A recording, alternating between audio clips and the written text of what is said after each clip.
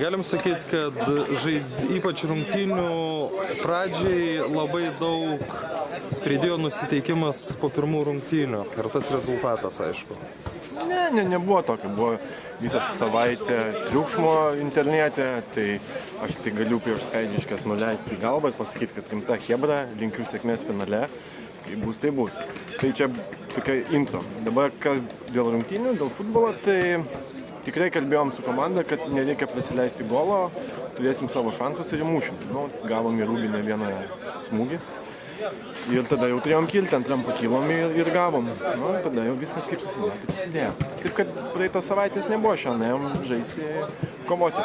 Bet tokio pasitikėjimo, kaip tarkim prieš atsakomasias rungtynes su Oniksu nebuvo šį kartą? Gal mažiau buvo, bet aš manau, kad viskas čia gerai buvo. Skaidžiškis yra rimta komanda. Gerbėm kaip žaidėjus, rimtai šiandien atrodė. Tikrai gerai sužaidė. Pirmą kėlinį labai rimtai, vos išeidavom į jų pusę. Dažnai neišeidavo net išeiti, taip buvo užspaudę vienų momentų. Taip, kad labai rimtas rungtynės buvo, labai rimtai sukovojom. Skaidžiškis gerai šiandien atrodė. Nieko čia gavom ir tiek. Aišku, to mes niekad nesužinosim, bet jeigu pirmose rungtynėse būtumėt normalia sudėtim žaidę, būtumėt finale? Kas būtų, tas būtų. Žiūrim, kaip buvo.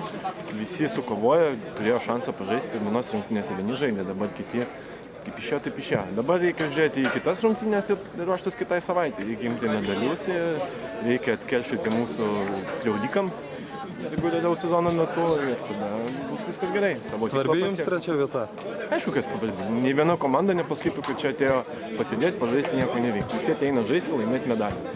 Jie visada tą tik tai ir žaidžiam. Mūsų čia tokia jau prakeiksmas žaisti dėl 3-4 vietos, bet praeitais metais buvo nuimtas prakeiksmas, tai dabar jau tikrai laimėsim vėl tos trečią vietą. Užsitikrinsim. Šiaip mūsų jau tas papalimas į ketvirtuką yra didelis laimėjimas.